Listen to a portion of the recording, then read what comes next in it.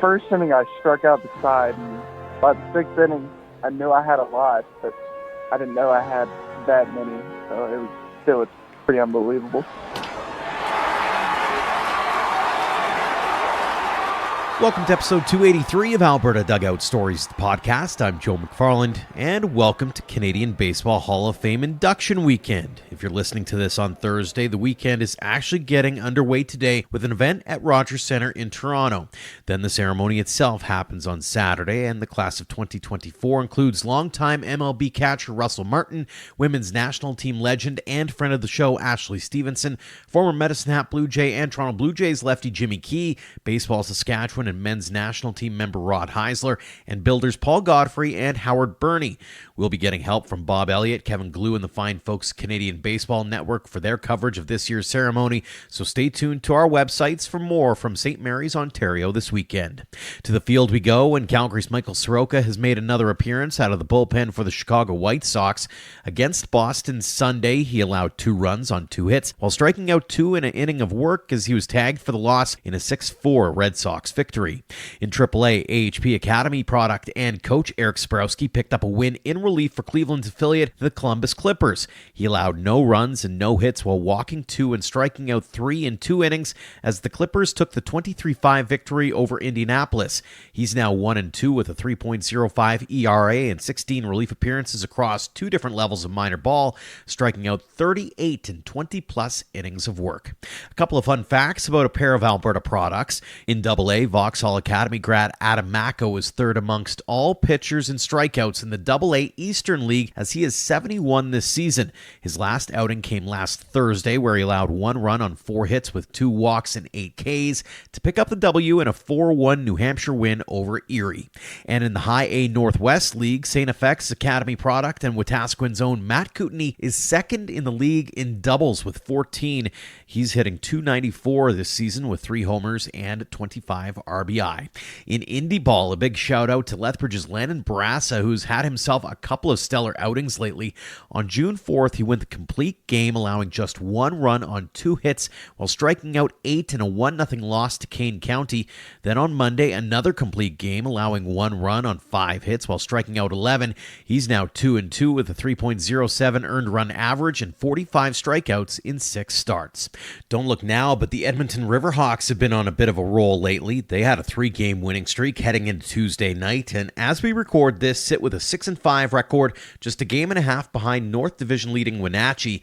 It's been a bit of a logjam in the early going in the WCL. The Riverhawks have a 3-game homestand against Victoria this weekend before heading out on a 6-game road trip starting next week.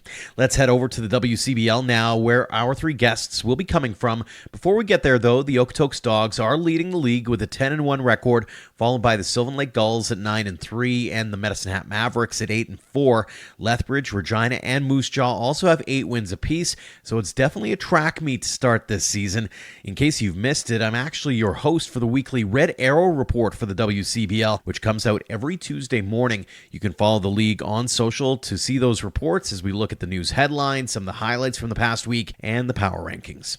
This week on that report, we went back to that insane game between Lethbridge Bulls and Brooks Bombers. Thanks to the wind and the short porch at Elks Field, the Bulls won a barn burner 31-26, setting all kinds of records. We had a couple of guests on talking about the game last week here on the podcast. We have one more to recap the game, and that's second-year Bombers infielder Zander Bretza. An all-star last year, the Santa Ana, California native is off to a great start again this season, hitting .345 with 3 homers and 6 RBI. Zander, thanks so much for joining us here on the show. Yeah, I'm glad to be here. So let's talk about last night first. 31-26 final score. What was it like being a part of something crazy like that? Man, like you always hear, baseball is like a crazy game. You never know what you're going to see out there. And that was definitely something I've never seen before.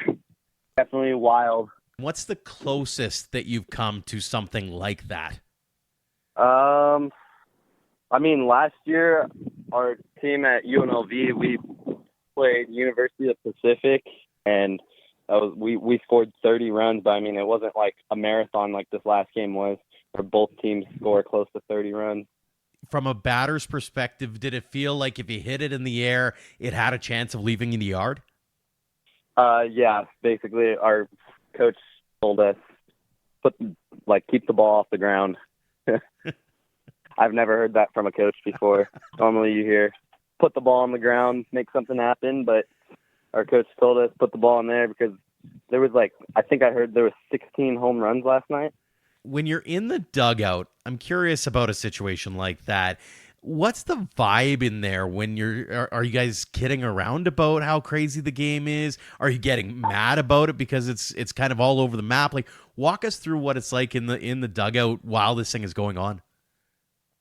Yeah, I mean, it was kind of like back and forth, back and forth. It was a long game, so we were kind of like, dang, it was 2 hours gone by and we're only in the second inning, it felt like. But it was definitely back and forth the whole game. Mm-hmm. But I'm glad to see that our team, we were down by double digits, I believe, at one point, maybe 14 runs we were down or something. And I know most teams that I've been on, they would just probably throw in the towel then, or they wouldn't have as much life as our team has. So I'm glad to see that this team can really fight and not give up. Absolutely. How bad do you feel for the pitchers in a game like that? I mean, you've had to throw a couple from the bump in the last few games here. How tough is it for those guys who are having to watch everything they throw basically end up in the stands out beyond left field kind of thing? I mean, it's just part of that. It was just that game last night. Every pitcher that got up on that mound was, you kind of got to just deal with it.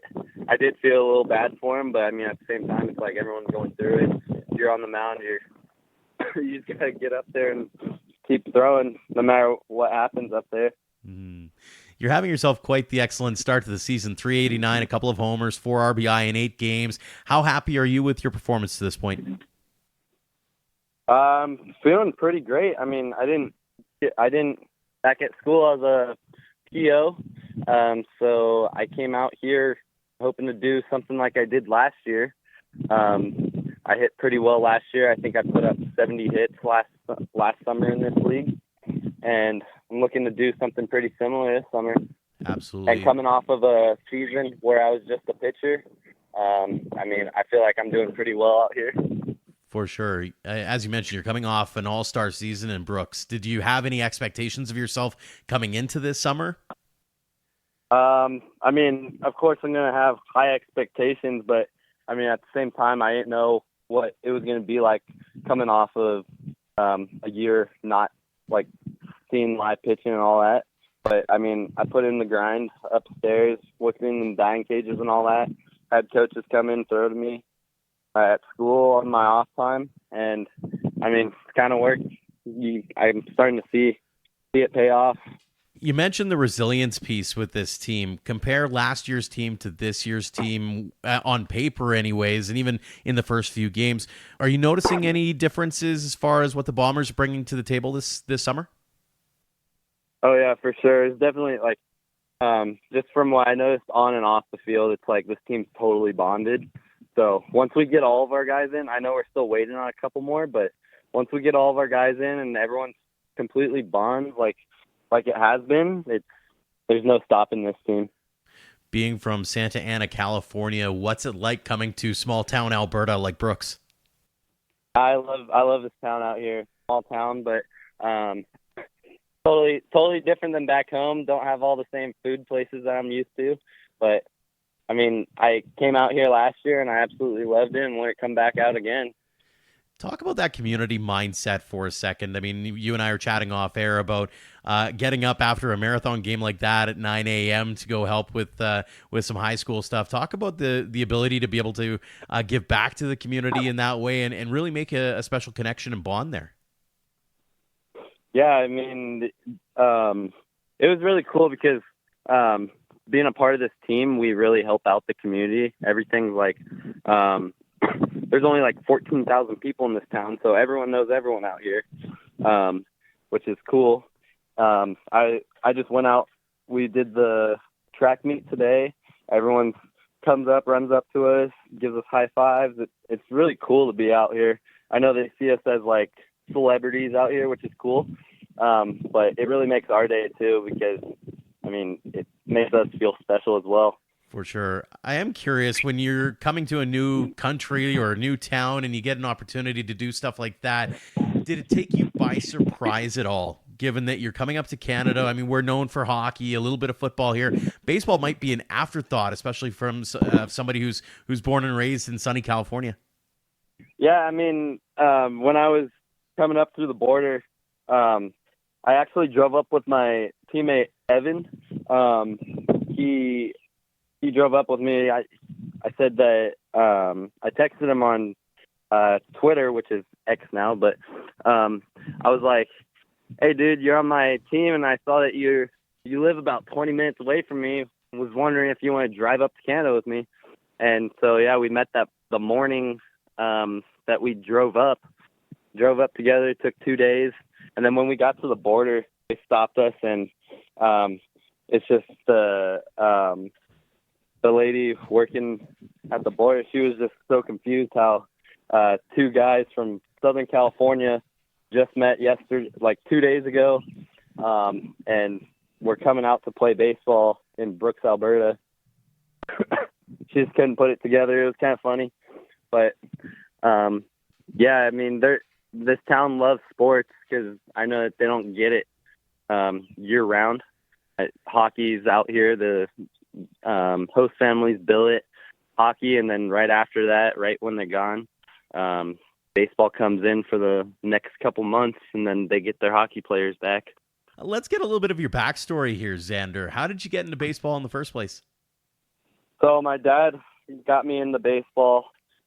He played professional baseball, played at UC Santa Barbara for a couple years, and then I believe he was in the Blue Jays organization, and then he ended up taking a fishing job after that, designing rods and reels for fishing.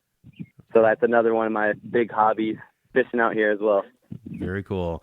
Was it all baseball all the time in your household, or was it a multi-sport situation for you?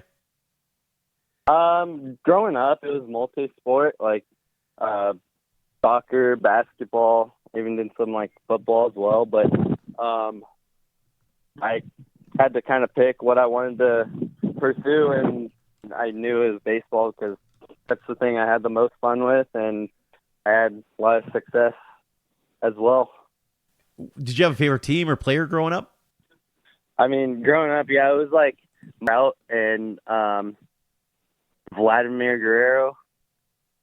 Those guys, I just love watching them because I live 5 minutes away from Angel Stadium so grew up going to almost every game at Angel Stadium because my grandpa had like front row tickets. Very cool. I've been to that stadium. That's a fun time. Looking back on your young career to this point, do you have any favorite memories or moments where you kind of had to take that step back and go, man, I can't believe I get to do this? I did qualify for a home run derby out at Petco Park, and it was a junior home run derby. So we got shipped out there, all expenses paid. It was pretty cool out there.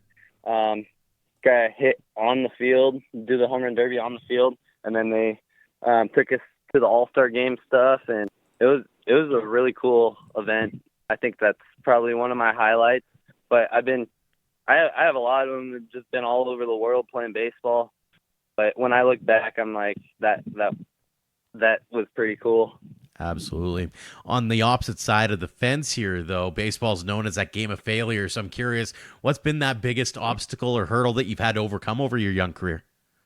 I would say that probably happened like just about 2 years ago. I broke my elbow in half playing baseball and broke the olecranon in half. I had to get surgery on that. And I honestly didn't know if I'd throw a baseball again because if something went wrong with the surgery, like it's just always in the back of your mind that you might not ever play again. But then I came out to Brooks. It was probably like 6 to 8 months after that. I came out to Brooks and I played pretty well last year. I mean, I was in the All-Star game and all that, which was a pretty cool honor. And that was probably my biggest obstacle because I was out for a full season, and I'd never been out of baseball that long. How grateful were you to get back on that field? Like, do you remember that moment when you finally got back on and were able to kind of soak in that moment one more time and go, man, I can't believe I was this close to having this all taken away? Yeah, I mean, I stepped on the field, put on my cleats, stepped on the field, and just put a smile on my face. Like, I mean, normally I feel like I take things for granted when I go out there on the field, but now I start to look back. I'm like, dang, this could have all been taken away from me. For sure. A few fun ones for you here, Zander. What's your favorite ballpark food? Funny thing is, they actually tried to make us. They're trying to get us going with our player burgers and hot dogs. So I kind of created my own that they might be offering at the park here soon. So what's on that burger? Yeah, it's double patty, bacon cheeseburger with avocado, lettuce, tomato, and onion. Very cool. What's your go-to walk-up tune? It's always been "That's My Kind of Night" by Luke Bryan. Started from the beginning. I know I just changed it this year to "Boys Around Here" by Blake Shelton, but yeah. I sense a theme developing there. A little bit of a country music fan, I see. If you weren't playing baseball, what would you likely be pursuing?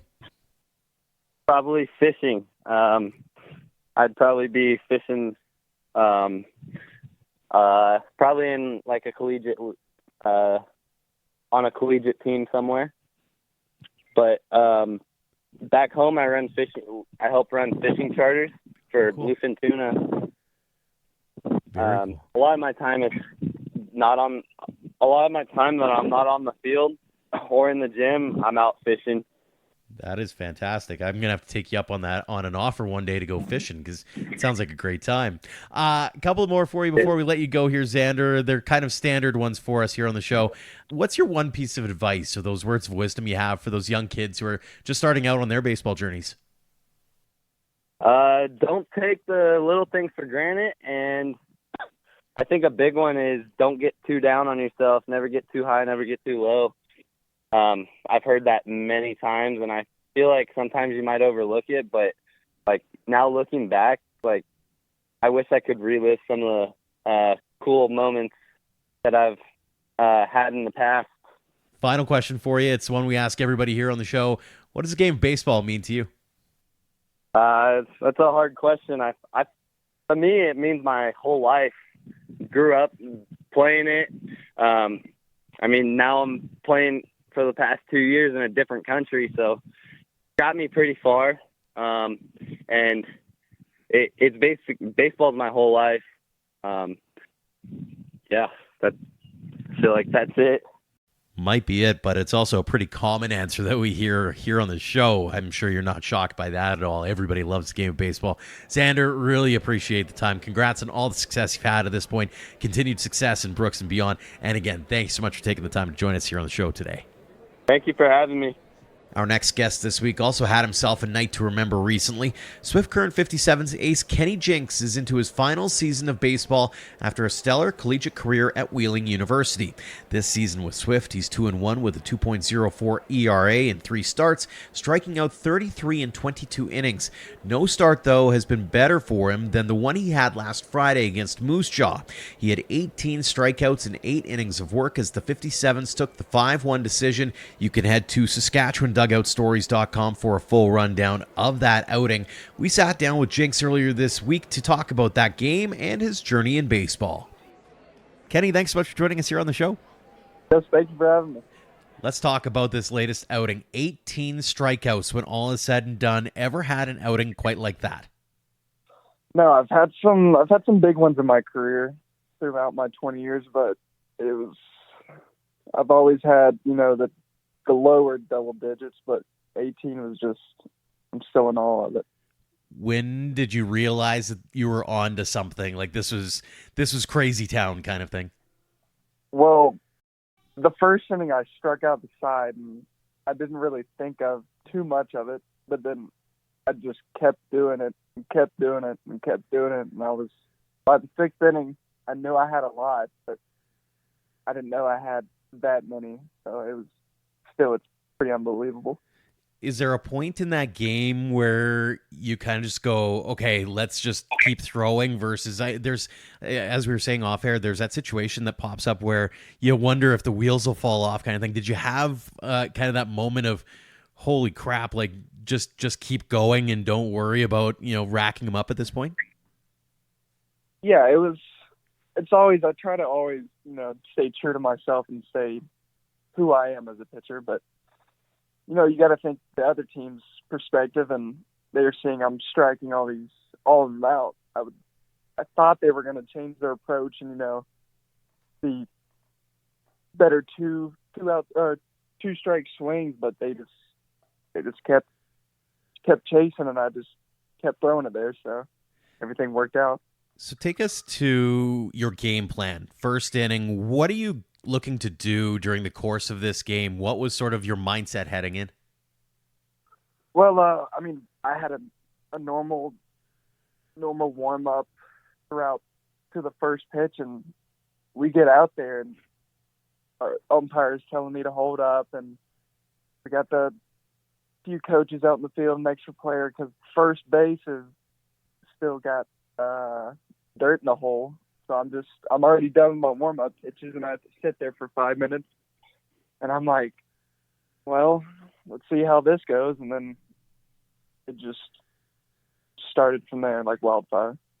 Talk a little bit about your approach pitch by pitch. What was working for you, and what did you feel was really kind of leading to all the Ks? Yeah, well, this wasn't my first time facing Moose Jaw, and I know they had a few returners in their lineup, and I kind of know how to pitch to them to get outs. But mainly it was just working the fastball early, getting that for a strike, and then going to my off speed to where they'd either chase or they'd look at it. So, it was mainly just staying with that fastball and going to my off speed. I was going to ask, was it a matter of being a pitcher's pitcher and having really good location that night, or was it a matter of you were just throwing straight fire and the velo was up? What did you feel was sort of helping that fastball do what it needed to do? Yeah, I think it was just me relying on hitting my spots, and if they do hit it, then if I do hit my spot, then they're probably not going to make hard contact. But if they do, then so be it. But as long as I hit my spot, I know that if I beat them, then I beat them. If they beat me, then they beat me. So it was all about just hitting my spots, making sure, giving the team a chance to win. Speaking of hitting your spots, you've been doing exactly that through the early part of this season. Talk us through how you're feeling about your performance to this point. Yeah, it's been pretty good. The college coach always tells me, limit the free stuff and you should be good. So I think I only have 1 or 2 walks over the first 3 starts. So I haven't been getting any free stuff, and that usually leads to other stuff. You get a runner on 4-pitch walk. That's hard to get him out and not have him score. But, I've just been trusting myself and trusting my catcher, what he's been calling. But yeah, that's about it. No real secret over here. Mm-hmm. Talk a little bit about your expectations did you have any expectations heading into this summer with Swift Current? Did you have any goals or aspirations that you really wanted to achieve? Basically this summer, this was probably going to be my last time playing baseball. So I just didn't really have any goals or expectations. I just wanted to come up here and have fun one more time and, enjoy this game that I've played so long. So, I'm grateful to come back here and play it and do the things that I've been doing. Absolutely. You've become a quick fan favorite here in Swift over the last couple of seasons. What is it? You're a product of Cartersville, Georgia. I'm curious, what was the culture shock like as you came up here for the very first time? Oh, it was, everybody's just so nice up here. It's unbelievable. You can't do anything wrong to their eyes. They always see you. They always want to greet you. But, besides that, I've had poutine just about every other day since I've been here for 3 years. I can't get enough of that. So that's probably one of the biggest culture shocks is fries and gravy.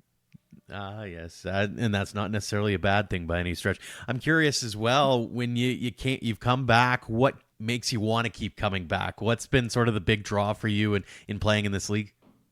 Oh, it's everything. The competition, I love it. It's great competition up here. I just love the summer ball vibe to it here. It's just kind of laid back, kind of get to do your own thing, and then every day at 7:05 you get to go out there and showcase your abilities to either your hometown or another team's hometown.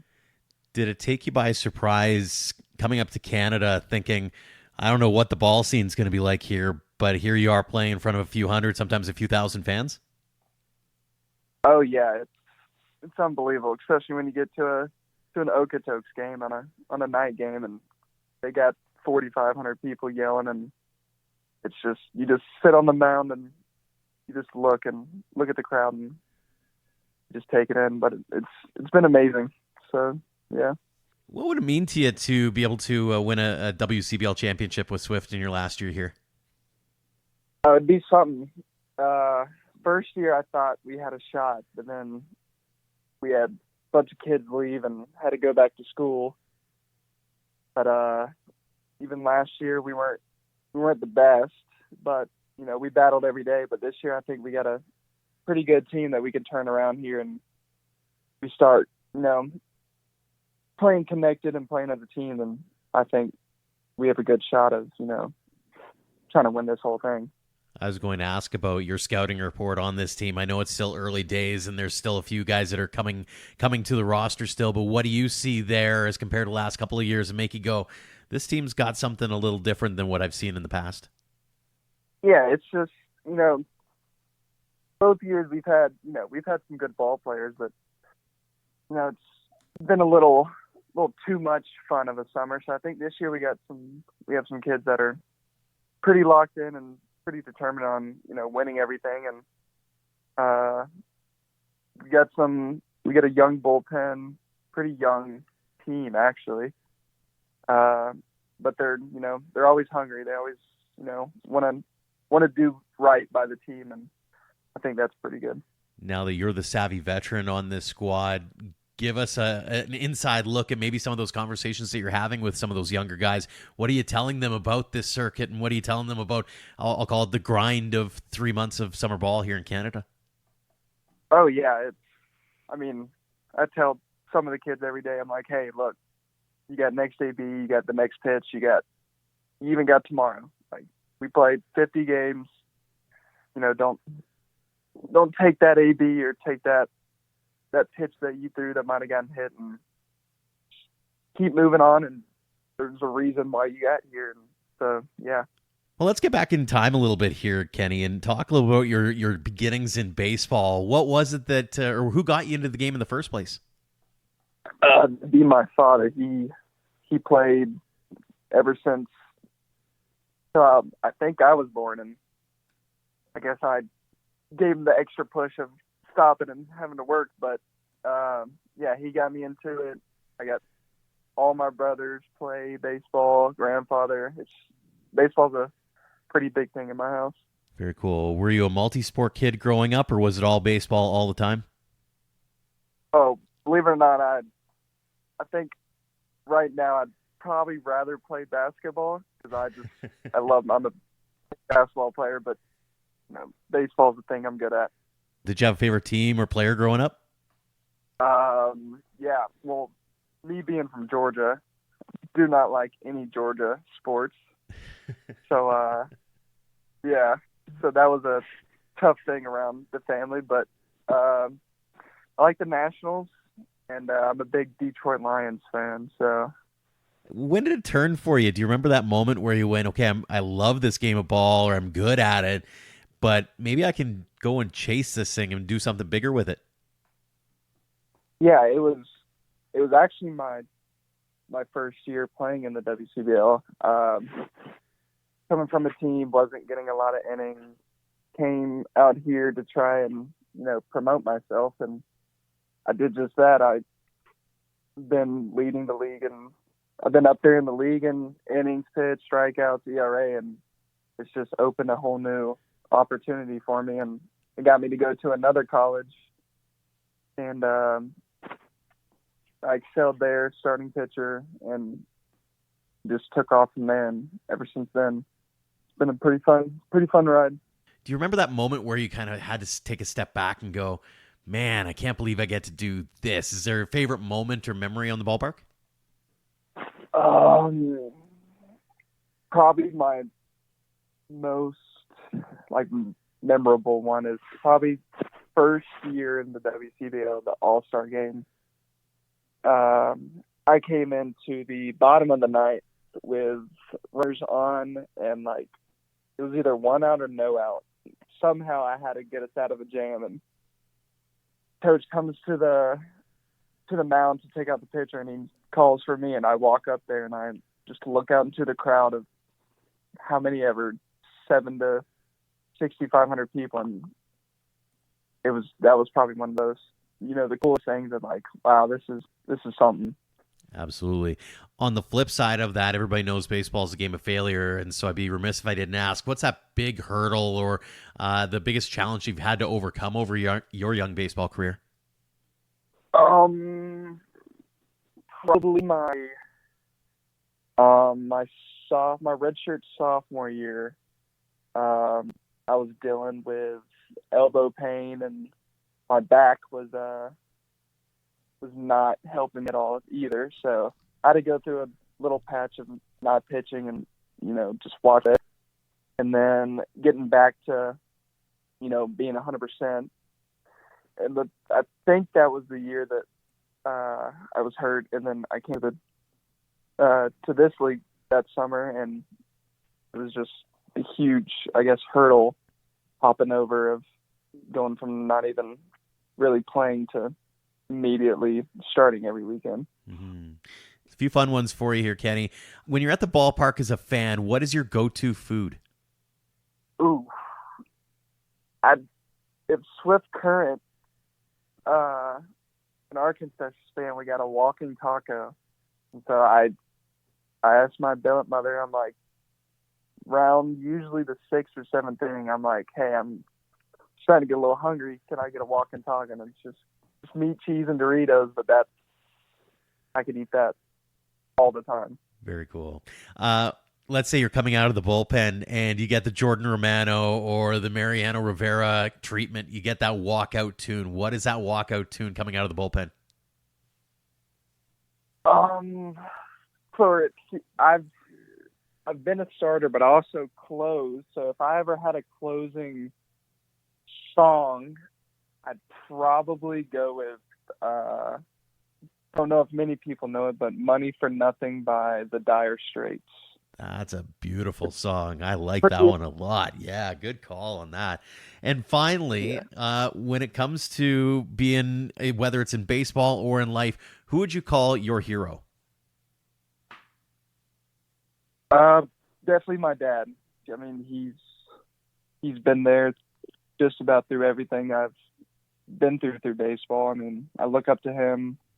When I was little, I always watched him play baseball. So I always just wanted to be half of the baseball player that he was. So it's pretty special, playing for him all these years. And these past 3 years, he hasn't really, seen me play a lot, but I know he watches every single game, and fortunate enough to keep playing this game for him. So you got a chance to maybe get him to fly up to Swift for a game or two before the season's done? Yeah, hopefully. It's tough with 5 and 6 brothers. I bet he did a lot of traveling over the course of when you 6 were all young. Holy moly. my hat's off to Mr. Jinks for sure. A couple of final ones for you, Kenny, before we let you go here. They're the standard two. One, when we ask the athletes, is when you get a chance to talk to those young ones who are starting out on their journeys in Swift or maybe back home in Georgia, and they're looking to you for that piece of advice, those words of wisdom to get them to the level that you're at now. What would you say to them? What are those savvy words that you'd like to impart upon them? Yeah, just don't give up. Always keep push. You can always get better, at least 1% better every day. So, don't worry about your mistakes and just worry about all the success that you can have, because, baseball is you go 3 out of 10, you're hitting 300, but you're still a Hall of Famer. So. Absolutely. And the final one we ask everybody here on the show, what does the game of baseball mean to you? I mean, it means everything. It's gotten me to where I'm at now. It's gotten me to where after college now that I'm going back to the same school and, going to try and start a coaching job there and get my master's there. So, I mean, it's given me just about everything I have today. That is very cool. Love where you're heading to as well. Kenny, really appreciate the time. Congrats on the latest outing, but congrats on all the success you've had at this point. Continued success in Swift and beyond. Really appreciate the time. Thanks so much for joining us here on the show. Yes, thank you. Our final guest this week is an old friend of the show. Sherwood Park's Graham Brunner was the opening day starter for the Okotoks Dawgs back on May 24th, allowing no runs on 5 hits with 2 Ks in an 11-0 win over Brooks. Brunner's been with the Dawgs since 2021 and a part of the Dawgs Academy program for years before. The Emporia State University product spoke with our Ian Wilson during the Dawgs Media Day before the season to chat about his expectations heading into the summer. Graham, by my count, this is season number 7 for you. Maybe start by telling me just how much change you've seen at Siemens Stadium with this team in those 7 years. That's a good chunk of time. I mean, coming from high school, I kind of looked up to everybody. I was the youngest guy on the team for sure, and I was playing with guys now I'm playing with guys that are way younger than me, so it's kind of now I'm in the older guys' shoes and I'm playing with younger guys, so it's kind of nice to see player-wise. And then, I mean, obviously the field, I feel like they do a great job every year. There's something new to bring more fans in each year, and the new addition to the stadium with the video board. So every year it's just great. Everything's different, and I like it a lot. So last summer you left, but right before you got to actually enjoy the championship, but you were a big part of it. What does it mean to be back and trying for a three-peat? That's been done with this franchise before, but not, you're trying to make your own mark. Yeah, I mean, it's going to be nice. I get to stick around for these playoffs. I don't have to go to school so kind of my last hurrah, so hopefully we can get a three-peat and end on a high. Yeah, and you'll get to enjoy it. Oh, yeah. Now, again, I was saying before I started the microphone here that some of your totals, I was looking at your win totals and inning totals, strikeout totals. You're getting up there in terms of the course of your WCBL career. Does that stuff mean anything to you? Or what does it mean to you to just pile up those numbers and be recognized among some of the better pitchers in Dawgs history? I mean, I've been here for 7 years, so I hope my numbers are high as our pitching coach from high school, Duda. So, I mean, if I'm here long enough, hopefully I'll have high enough numbers to do well, and I think I have a great time here. So, we talked about how much the stadium has changed and how many more fans you get to see each summer that are coming out here. What about you from when you first pitched? I don't know if you remember your first start in the WCBL 7 years ago, but what changes have you noticed in yourself along that time? Talk about the evolution of Graham Brunner in that time. I would say I think just kind of soaking it in, honestly, being more in the moment, not looking what's to next. I think that was the big thing for me. I mean, I was in high school, I just played baseball each day, and I didn't really get a chance to kind of look around where I was at and who I was playing with. And most of the guys I played with now are doing pretty good in pro ball, or I'm still in contact with them. So it's kind of nice to hang out here and see dudes every year I played with in high school, and come back and play summer ball with them and have a great ride. On that note, does it mean a little bit more? Are you going to be trying to soak it in a little bit more, knowing this is your last season with the Dawgs? You're going to touch the grass a little bit more? Yeah, I mean, if I could play another 7, I would. But yeah, I'm definitely going to soak it in a bit more with the last hurrah here. So yeah. I'm looking forward to it. Any goals for the season? Do well, I think. Yeah. Try to three-peat. Try to get there first. So got to win game 1 to get there. So. What again? What is it you like most about being back? Maybe it can be things that are either stuff around the concessions, something about the fans, something about the coaching staff, just anything at all. What really gets you excited to be I think making the drive back down from Sherwood Park every year, just like excited to see buddies I played with in high school and get to play with them again in front of 5,000 every night, and then obviously hanging out with the same billets I had in high school. So it's nice to see them each year and see where they're at, and then obviously just being around the town of Okotoks. Like, played high school here and grew up here, so it's like a second home to me, honestly. Almost my first one. Have you had the same? Do you billet then? Yeah, same billets. And yeah. you've had the same billets? Yeah, same billets in high school. What's yeah. that relationship like? Oh, it's great. Yeah, they're awesome each year and always accepted me. Even during COVID, during the COVID season, they had me staying in Murphy bed, but it was great. It's great to be down here for that season. Do you want to give them? Now's your chance to give them a shout out. Yeah. Who's your billet family? John and Suzanne Lyons. Awesome. Best billets in Okotoks. There you go. Awesome. And they just have it down to a science now. I assume. Oh yeah, they know what I like. It only took them 1 year to know what I like, but and I stuck around for 7. I'm sure they didn't know what they got into with me hanging around the first year. So. I assume the grocery bill got a little bit higher each summer? Yeah, a little bit higher each summer. Yeah, awesome. Well, best of luck this season. Thanks for your time. And, looking forward to seeing you around the ballpark. Awesome. Thank you. Thanks again to Zander Bretza, Kenny Jinks, and Graham Brunner for joining us this week, and thanks to all of you for downloading and listening. If you like this or any other episode, make sure to leave us a rating and review on your podcast app. Those actions, of course, help spread the word about ADS. We'd also like to tip our caps to our platinum supporters, the Okotoks Dawgs and Under the Lights Sports and Entertainment, for all they do for us and for baseball in Alberta. Our supporters help us cover costs like travel and online subscriptions. If you'd like to become a sponsor or just want to check out who we have on our roster, head to albertadugoutstories.com/supporters. Until next time, thank you for all of your support online, on social, and on air of Alberta Dugout Stories.